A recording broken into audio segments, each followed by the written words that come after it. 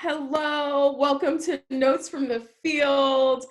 We are in our final stretch. This is our very last event, continuing the marathon and social impact leaders who are doing this and doing it well. This is a community conversation with the Equity and Inclusion Fellows at the Harvard Graduate School of Education. And it's in collaboration, in partnership with the Harvard Common Spaces. Find out more about their upcoming events on their website, which is commonspaces.harvard.edu. My name is Cassandra Baptiste, and I will be the moderator for this absolutely amazing, wonderful, interactive fire chat experience. I'm here with Kareem Abulnaga. Hey. And just on behalf of the entire Harvard community and New York community, welcome. Kareem is CEO of Practice Makes Perfect, a company that partners with schools to help narrow the achievement gap. He received over $250,000 in scholarships to make his education possible. Kareem founded PMP at 18. He is an author, a TED Fellow, and Echoing Green Fellow. At 23, he was named Forbes 30 under 30 list in education, and at 24 was named Michael Magic Johnson's 32 under 32 list. In 2016, he was ranked in the top 3 most powerful young entrepreneurs under 25 in the world.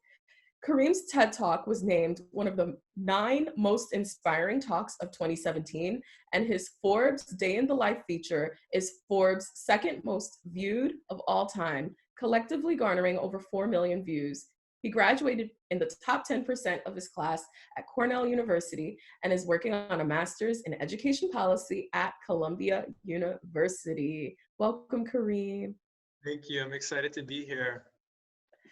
We're so excited to have you, and we're just gonna kickstart. I just read this absolutely amazing, phenomenal bio, and my question is, give an overview of how you came to be Kareem Abulnaga today.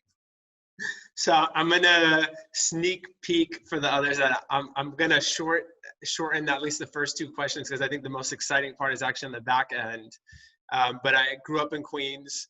My parents immigrated from Egypt.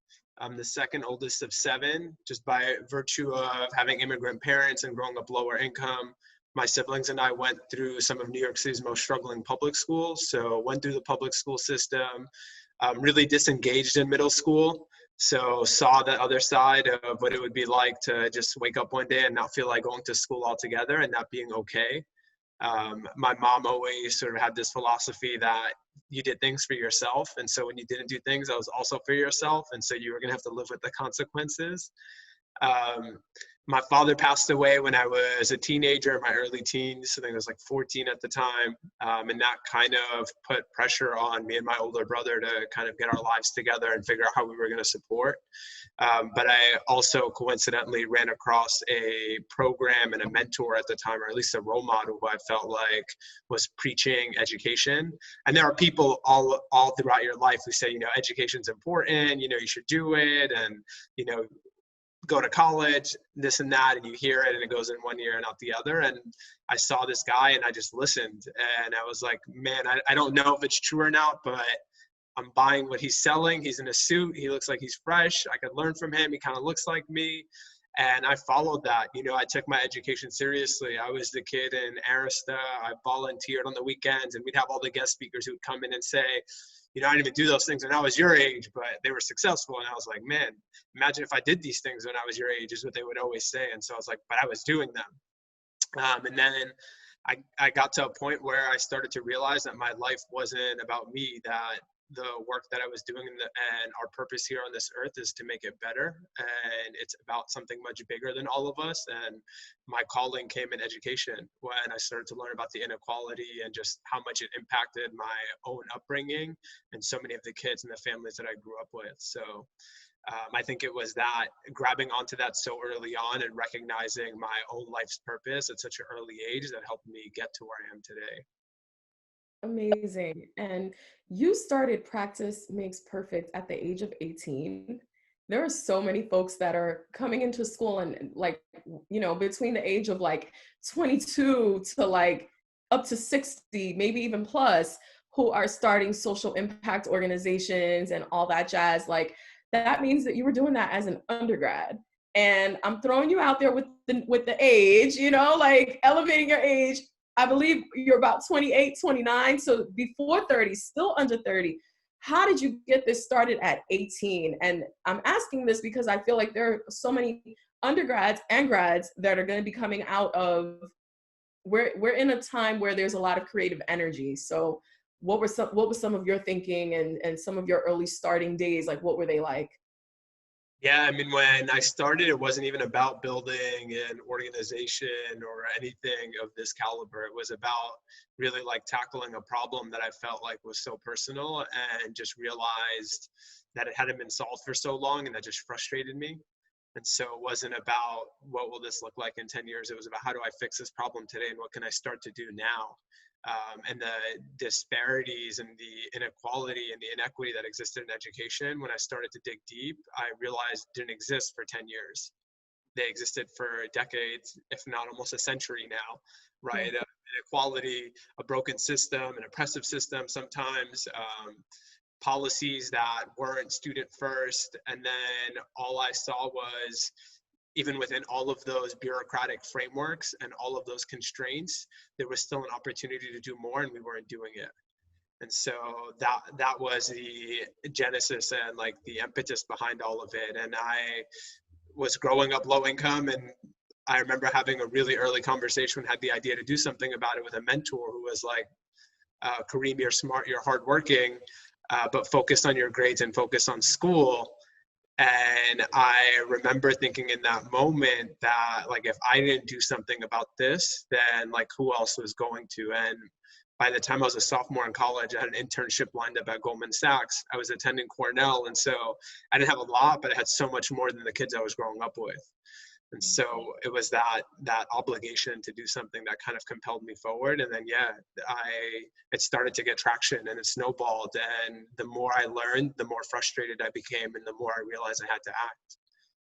I've got to ask, since we're on the topic of business, um, just in terms of structure in business, many students, you know, they want to start social impact enterprises, and oftentimes young people and people of color, upon entering the business world or the entrepreneurial world, are urged to start off as a 501c3.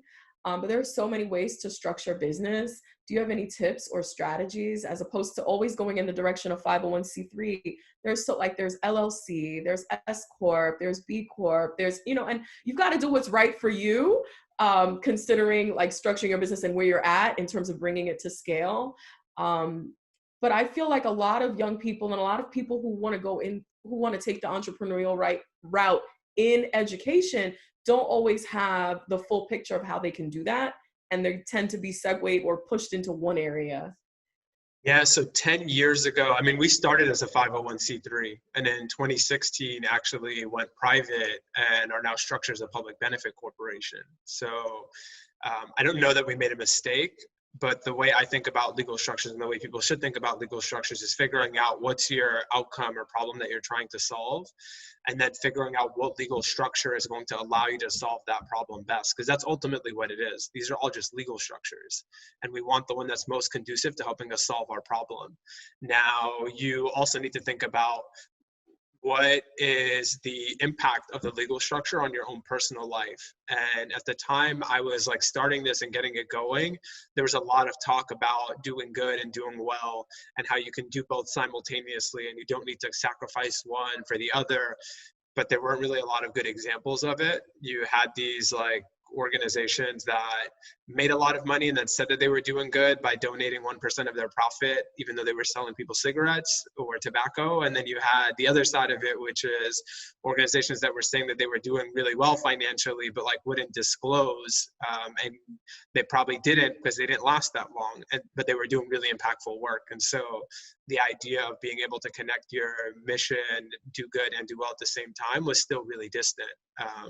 But I believed in the model, And actually, the more involved I got with the philanthropic side and the 501c3, the more I realized that the impact and the number of kids we were serving had no tie to how much we were raising in philanthropy, which I thought was really scary. And you learn about some of the uglier things on the 501c3 side. And I ultimately wanted to construct a business and an organization whose success was driven by the number of kids we were serving and the impact of our programs. And again, I had to go back and say, okay, well, what's the structure that's going to allow us to do that? And the Benefit Corp was the one that like came first for us. And I've got to ask, especially being a part of Harvard Innovation Labs, you hear a lot about fundraising and getting into that and how difficult that is, but also how fun that can be when you're just starting out, the excitement around that. Can you speak to like what some of your earlier experiences were like, and then even now, fast forward, you're 10 years in, like what that's like, adding COVID-19 as like this like weird gas that's in the air, Yeah, literally. the early days are going to be driven by your friends, your family, and anyone in your network. And for me, I took that literal. So when I was 18, I like started running triathlons and I solicited my friends for $5 and $10 donations. And I maybe emailed and messaged like 2,000 people my first year.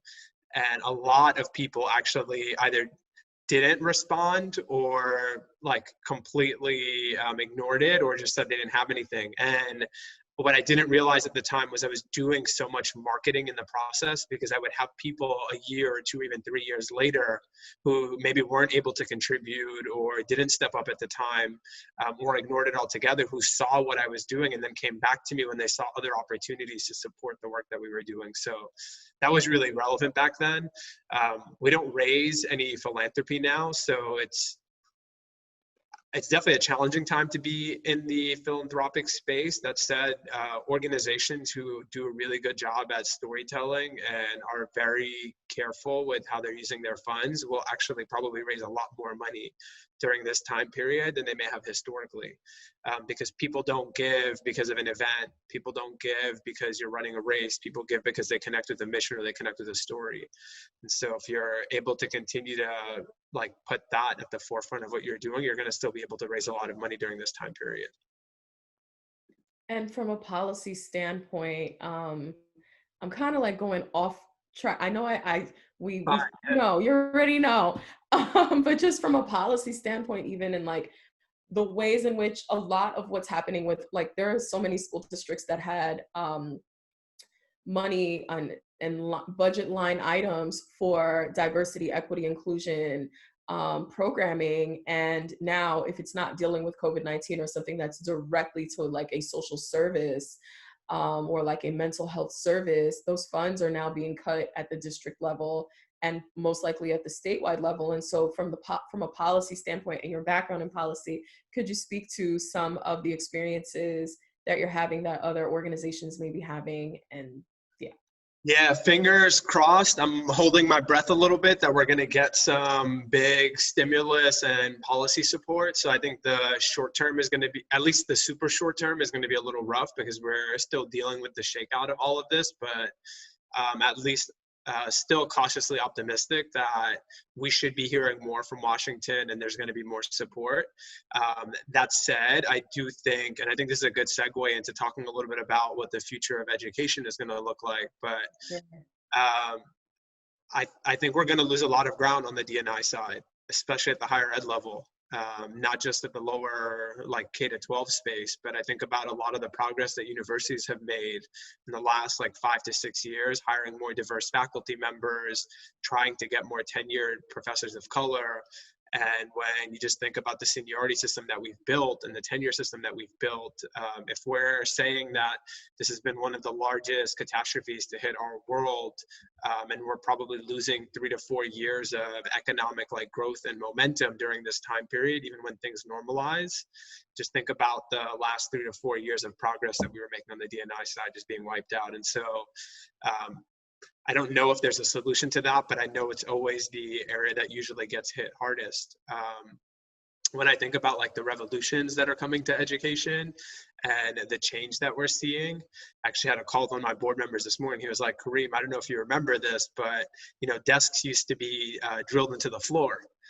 So it's definitely before my time. But so I use the word revolution loosely, because moving desks and like unbolting them from the floor apparently was a revolution a decade or two ago, 2 or 3 decades ago, actually. So, but I do think there are changes coming, and I'll speak to the short term, at least at the higher ed level. I do think college is going to be virtual in the fall. So schools that are selling a physical in-person experience are going to be in the minority. And actually, I'd be cautious of that being a thing. I could see a lot of schools hoping to be in person and then later on going back and saying actually going virtual just as a way to keep students enrolled and maybe have them show up. I do think we should be on the safer side of like pushing to more virtual instruction. I think the majority will do the right thing and start announcing soon, just as we're starting to see. I think asynchronous instruction is going to be more common, especially at the college and grad school level. We have a lot of international students in our higher ed system, so we don't have the best K-12 public school system in the world, but I think you'd be hard pressed to find a more competitive higher ed system anywhere else. So we have to cater to international students who are continuing to take classes. And because of the time zones, we're going to see more asynchronous instruction. I think you're also going to see more kids deciding to take a gap year, right?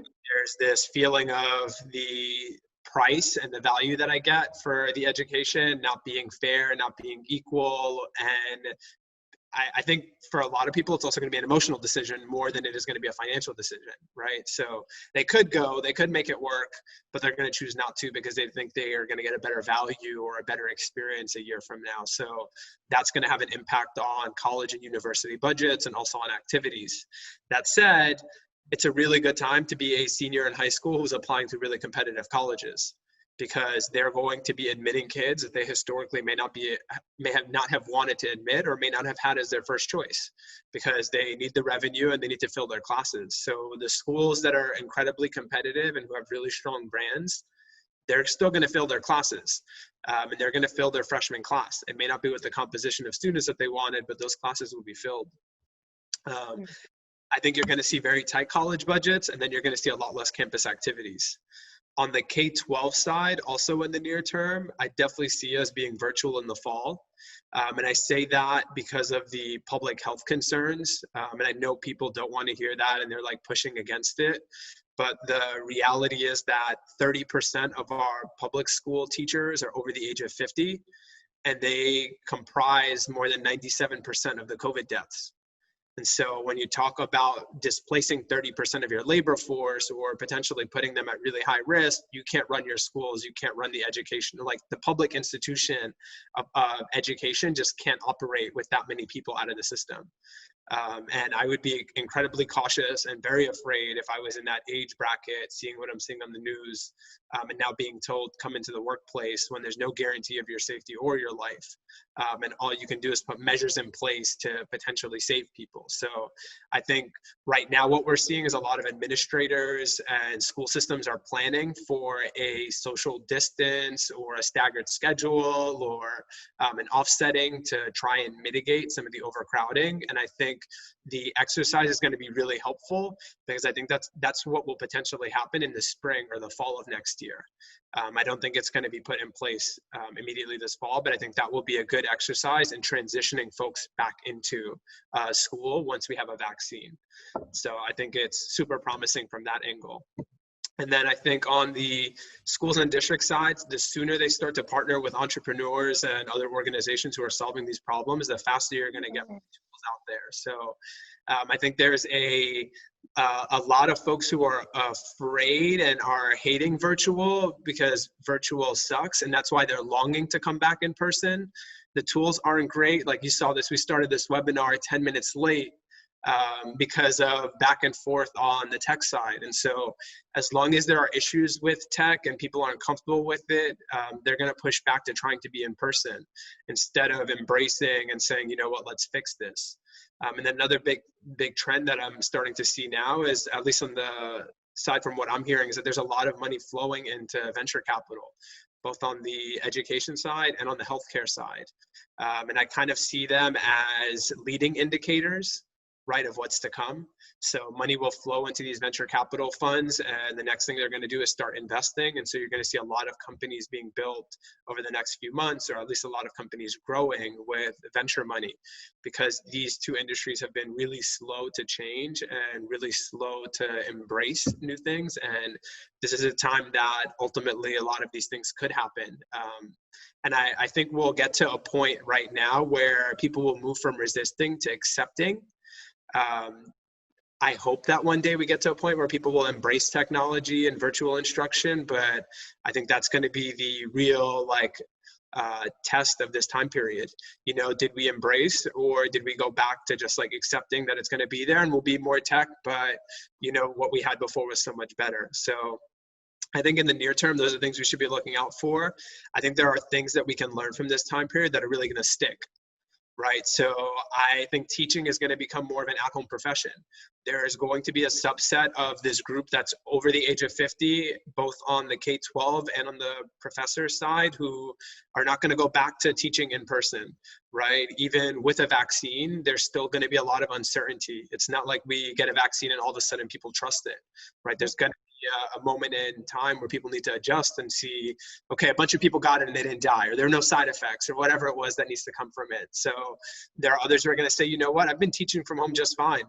And actually, it's not just teaching from home, but there are students, not all students, but there's definitely a large enough group of students who are willing to learn online. So maybe I just need to differentiate myself and I can teach from the comfort of my house, because going out there and risking this pension that I worked so hard for the last 20 years to build isn't worth it.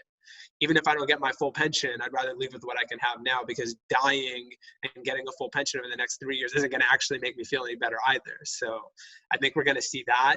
I think social distancing is going to become a new norm, at least in the short term. I don't think when they say, all right, it's free, everyone go back to normal, that folks aren't always going to have that image in the back of their mind of, can I trust whether or not this person is clean, whether or not they just use some hand sanitizer, when they cough, that they coughed into their shoulder, when they're shaking my hand, there's no germs that I'm getting. So that is going to be a bit of like trauma that's going to exist with people for a few years after this. On the positive side, though, I definitely see some kids adjusting to learning remotely. And I could also see like adults taking more of a liking to it. So not everyone's going to be on the spectrum of this is all negative. I'm sure there were some people who were really excited by this. There was a op-ed in the New York Times from an 8th grader who's like, I can learn at my own pace now. I don't feel the anxiety of having to be in a classroom situation. There were real problems that existed before this that could have been solved by virtual. You know, if you're a student who's in transitional housing and you're moving from borough to borough all the time because that's where the shelters are. If you're a student who is in the hospital for some sort of long-term health care or care needs, now you're out of instruction, or you're getting a homeschool teacher who's maybe subpar. Maybe you are in a family where you have to take care of your younger siblings and your parents work, and so you suffer from chronic absenteeism because you have to stay home when your parent needs to do something else. So there were always these real problems that could have been solved by virtual that we never even considered, and they're still going to be there. And then I think the words essential and non-essential are going to become a short-term permanent part of our vocabulary. And so I think what that means, though, is that folks are always going to be saying, is this essential or is that non-essential? And as it relates to education, a lot of the large lectures that we used to have in person, folks will say, is this essential to have in person, or could we do it in a remote capacity? I think about after school programs or Saturday programs or even summer programs that are purely remedial or for credit recovery. Folks are going to say, is this essential or is this non-essential? If it's non-essential, could we do it virtually? And so I think that sort of vocabulary is going to be ingrained in us, and we're going to continue to contemplate a lot of our decisions in education in that same light. So I hope, yeah. You gave us a lot. Keep on keeping on. And I'm also going to just open it up for Q&A so it can be as interactive as possible. It's an intimate, like, fireside chat style. Any questions that y'all have, throw them in there. Kareem is open and honest and just goes there. Let's go. Really, I'm thinking now, I just saw, I'm always looking at like what's happening on the federal level, because then I know like, and state level, and looking at budget line items, all these like finance classes that we took over the course of the year. And I noticed that there's a new budget line item for remote charter schools.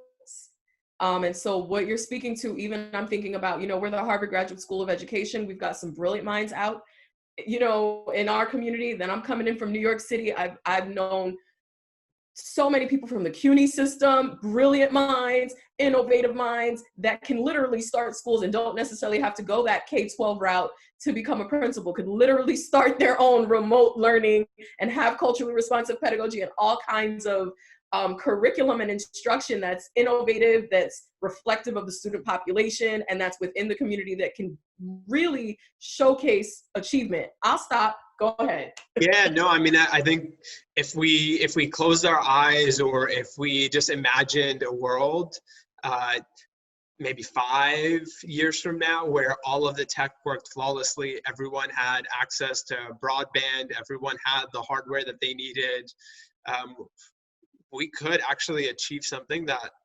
education folks and reformers in our communities have been fighting so long for, which was this like very close correlation between the zip code you're born in and the quality of the education that you receive. And for one of, I guess, this moment in history, I don't want to say it's the first time, because I'm sure there were opportunities before and people didn't take them, but we could break that correlation, right? Like we could create a system now where folks growing up in Compton or in the South Bronx or in Long Island City, Queens, or wherever they're at, no longer have to attend their local public school, or their school that they're attending is just as good as the schools that kids in Beverly Hills or in parts of Westchester are attending.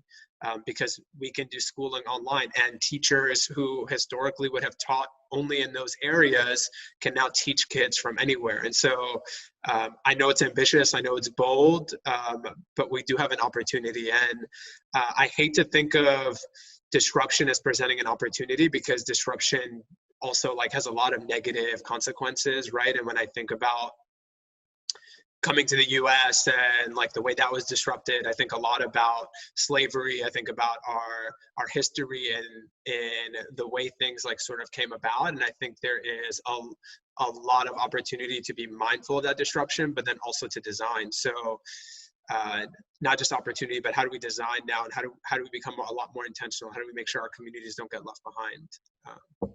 So I've got 2 questions from the audience. The first one is, how do you think we can transfer to permanent virtual learning, considering, given the lack of access to Wi-Fi and computers? And how will things be adjusted, or how can things be adjusted for low-income families? And that's a really good question. Just yesterday, we had a webinar where they were talking about, in the state of California, you have families that are actually going in front of businesses that have free Wi-Fi, and logging in so that their children can receive educational services literally from the street. The next question is going to deal with parents and family and community engagement. I'm going to get to that next question after this one. Yeah, it's a double-edged sword in the short term, right? Because one option is to keep everyone home and like deal with the lack of access that exists right now, and the other side of it is send everyone back and potentially lose their life. Right. And I'm in the camp that we shouldn't risk people's lives in the short term, because at least if people are alive, we have time to make up lost ground. Right. You can't make up lost ground if we lose people. So that's just the end all be all of like that moral argument. And I think if we stop saying we need to go back in person, at least in the short term, with the health risk being so high, I think we can start to focus on how do we make virtual instruction and education better, right? Moving from that resisting to, okay, we need to accept that this is our new normal, at least until there's a vaccine. I don't like it, you don't like it, we're not ready for it, no one had any time to think about it, but this is what it is.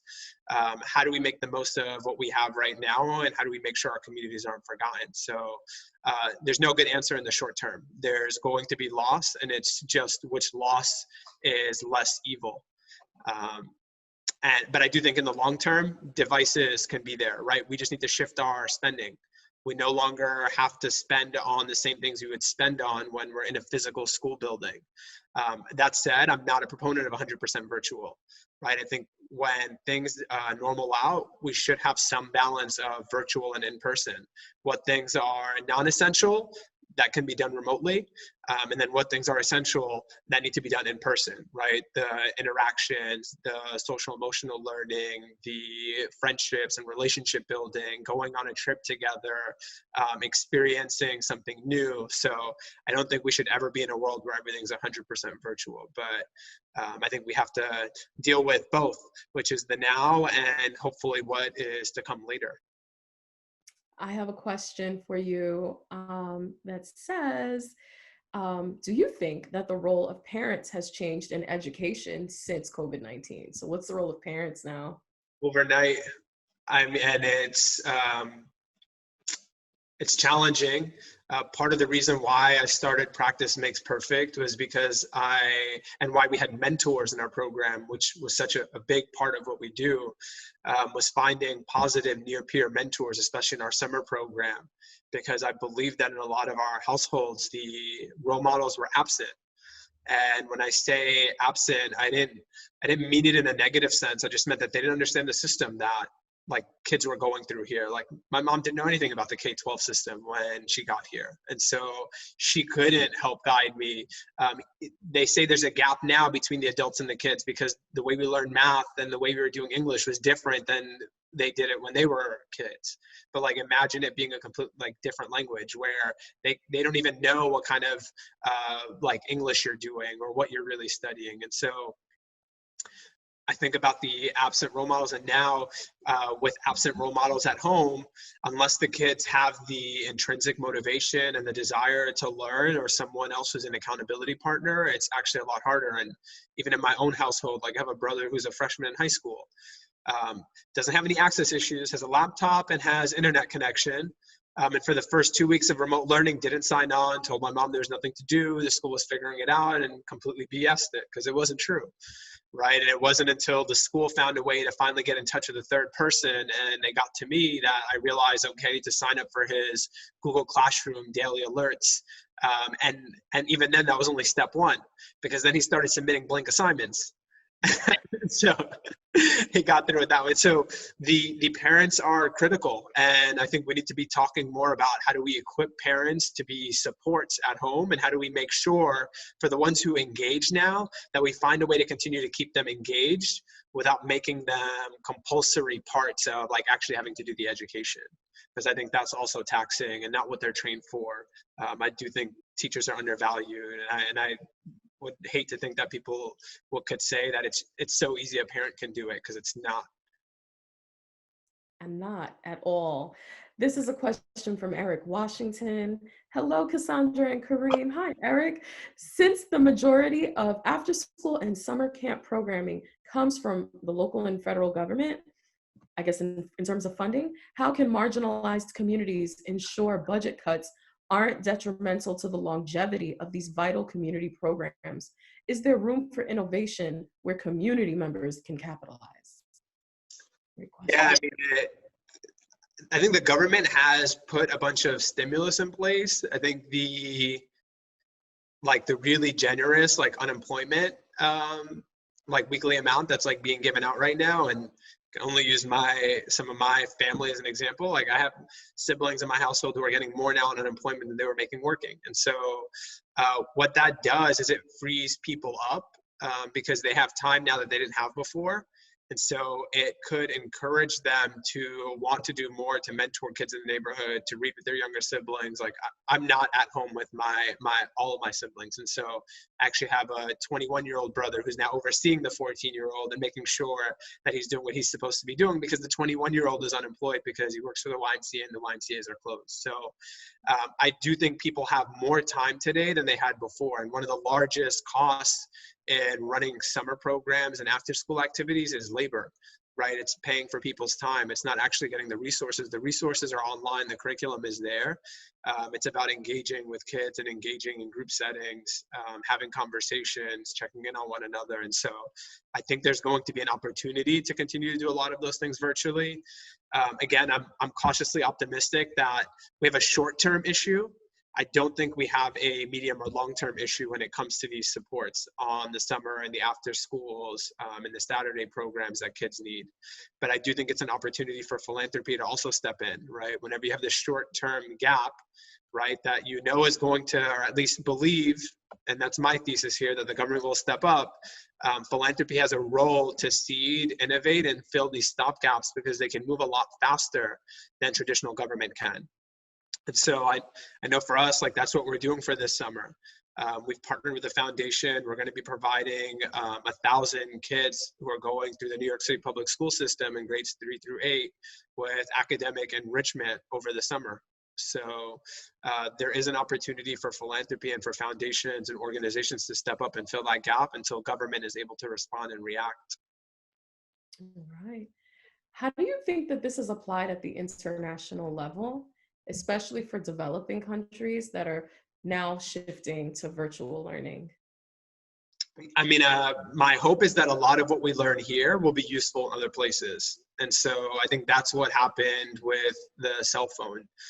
There's actually, in some developing countries, just as much, if not more, connectivity via mobile phones than there is here in the US, right? Where folks use phones to pay, to make phone calls, to like figure out where they're going. And so, and these are areas where they don't have developed like concrete roads everywhere, but folks are connected and they're on the grid. So I think from that standpoint, if we innovate quickly enough here and we're able to create low cost like interventions and tools that will enhance education, I think they will get grasped in other places. The one thing I'm very cognizant of is that we are very fortunate to be living in the United States of America, where people pay taxes and we have a social safety net. It may not be the best social safety net in the world, but we definitely have a social safety net that is making things just slightly less bad than they would be if it otherwise didn't exist. So. And how has your company catered to the social, emotional wellness or well-being of staff, students, yourself? Yeah, I mean, we have a daily huddle or a check-in. We have a mood meter now, which is like something pretty easy. It takes a couple minutes. You allow people to put a color every single morning. Are they feeling yellow? Are they red? Are they green that day? It's just small like check-in from that standpoint that you can do for your staff. We've been using Slack more to build community, but also like really ask questions. So we have a part-time community of almost 200 people. And so it's been awesome just like seeing everyone rally together, support one another. We gave food assistant grants. We prioritized folks in our network who we knew were housing insecure or food insecure. We have like stepped up to support families when we've heard of ones who've had like deaths in their family. So on that side, and just yesterday, actually, we rolled out our Summer Fridays. So those are starting. We have a mandatory now mental health day or recharge day that everyone's taking once a month. So we're being proactive here. We know that the folks are working a lot harder than they did before when they're working at home. And it's compounded with the fact that there's a lot of anxiety just in general that folks are facing because of Corona. And a lot of our check-ins with our students aren't just centered around math or ELA or supporting with school, but really trying to meet kids where they're at, helping them with their reading and just processing during this time. Right. And a question from Ashley: what are your long-term plans concerning your endeavors in education?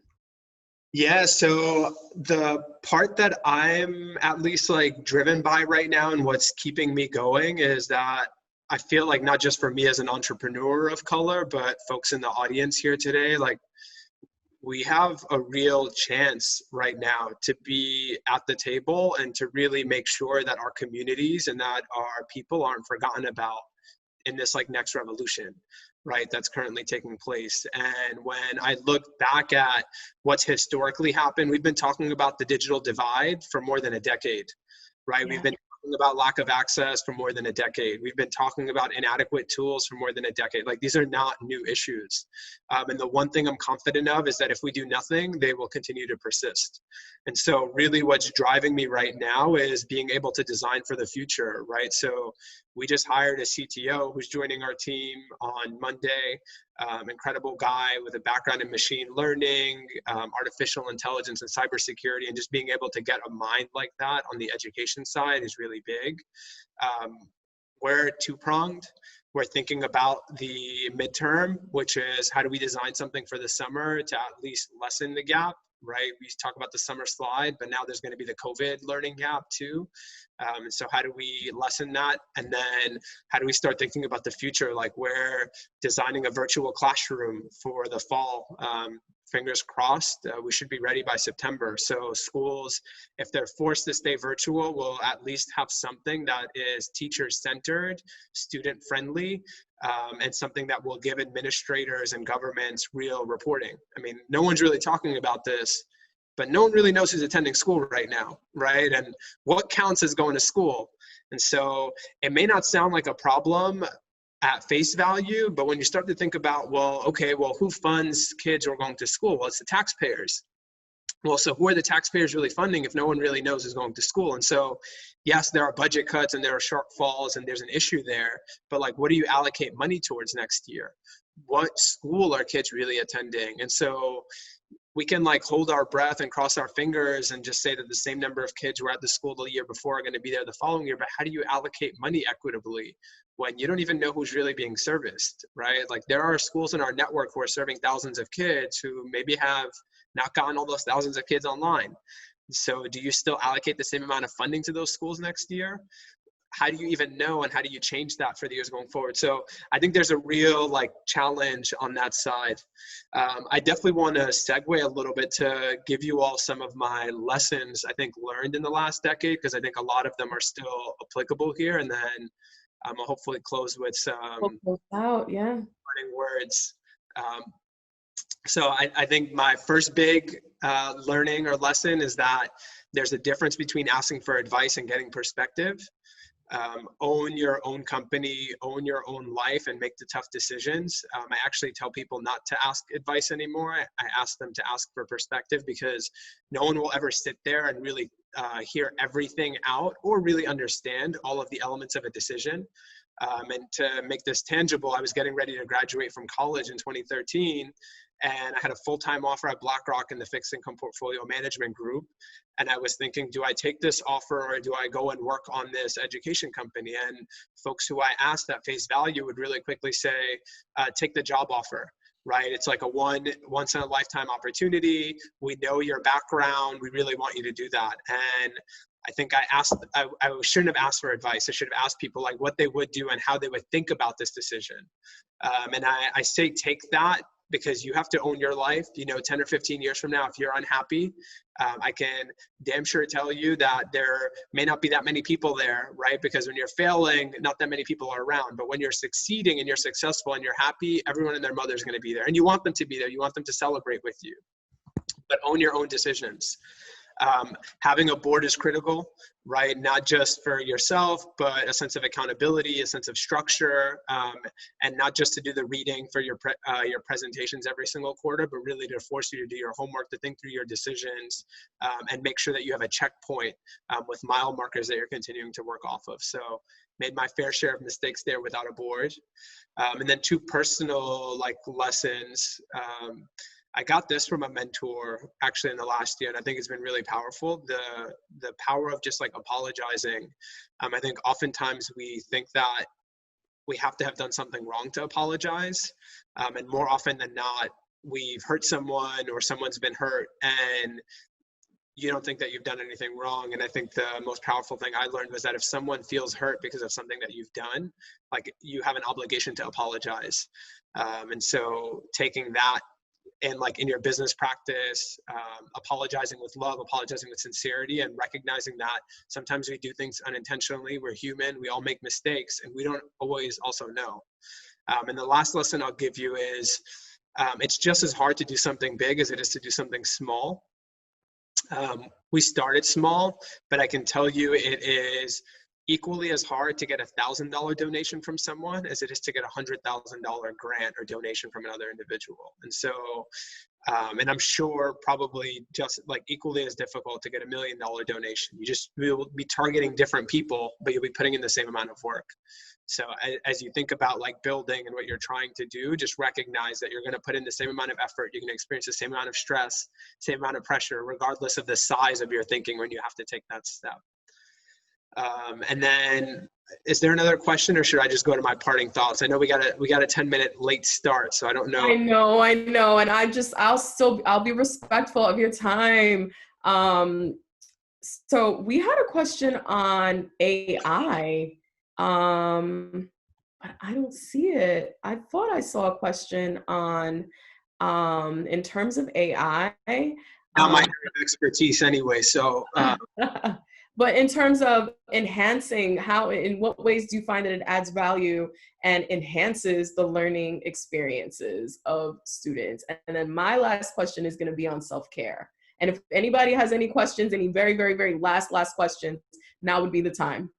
Yeah, and I'm okay hanging out till after, so it's fine. We don't have to push off because of it. Awesome. Thank you. AI is not my forte. Actually, our CTO, Yale Fox, would be the best person to ask. So I'm going to punt on that one, just out of knowing my own boundaries.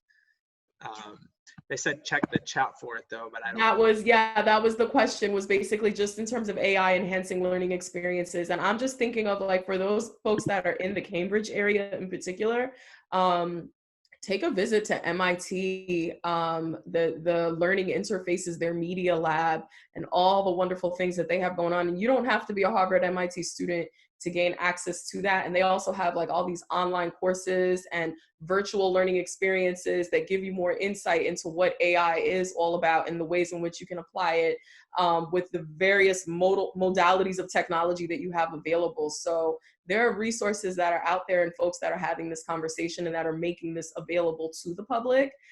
People who are building and working out of machine learning that are making so much. And that's another thing. There's a lot of information out there that's kind of overwhelming to a certain degree, but at least it is out there. And it's like, if you filter and you want something, it is out there.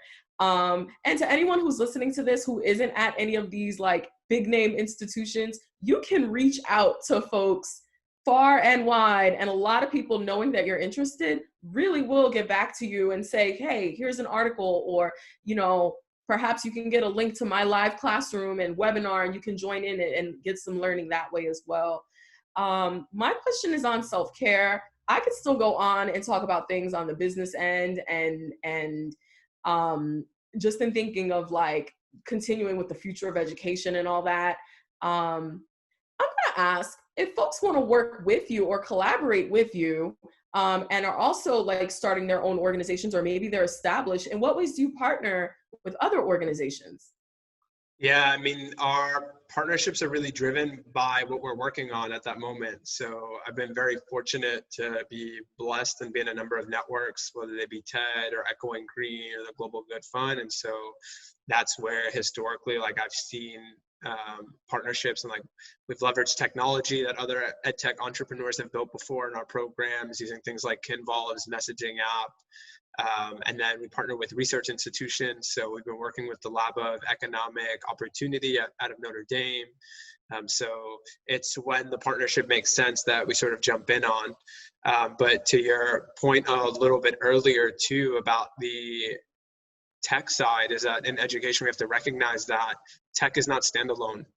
And more often than not, we build products and we think that people are going to naturally just pick them up. And we're not designing for the entire like community of educators and the entire population of students and administrators who have to take it on. And so when we think about education technology in particular, we also have to think about, what does the service side of that look like?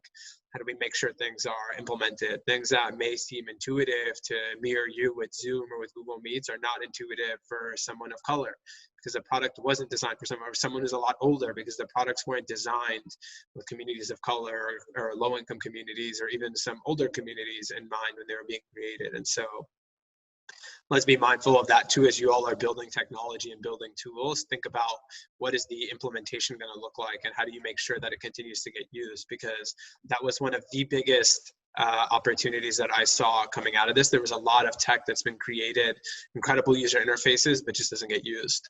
So we need to make sure that that doesn't happen again with a whole host of products that get created in education. I can answer your question for self-care, and then we can close with some parting words, or we can do it the other way. You tell me what's easiest for you. Let's see if we have any other questions in the audience. I don't see any other questions in the audience. I could talk to you forever and ever, and I'm pretty sure there are folks in the audience that if it was first like in person, I also feel like folks would also, because you're just affable, easy to talk to, and all that jazz. Self-care is a really big thing, because I feel like there are a lot of people that are leading, impacting, doing so much, but what is it that they're doing to sustain themselves? And we're like in this grind culture, and that's not sustainable either. So what's long term, at least, right? Like that's not. So what are some of the things that you practice and that really informs your leadership? Yeah, I mean, it's so funny that you say that, like that grind culture and that production. I was in class maybe 2 weeks ago, and we had the pleasure of like hearing from Dr. Bettina Love, and she talked about how production like is the like thought of like slavery, right? Like that's where its roots and its origin are.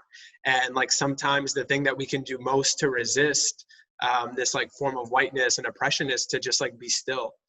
And so I thought that was super powerful. But I do think we have to do things that are authentic and important to us.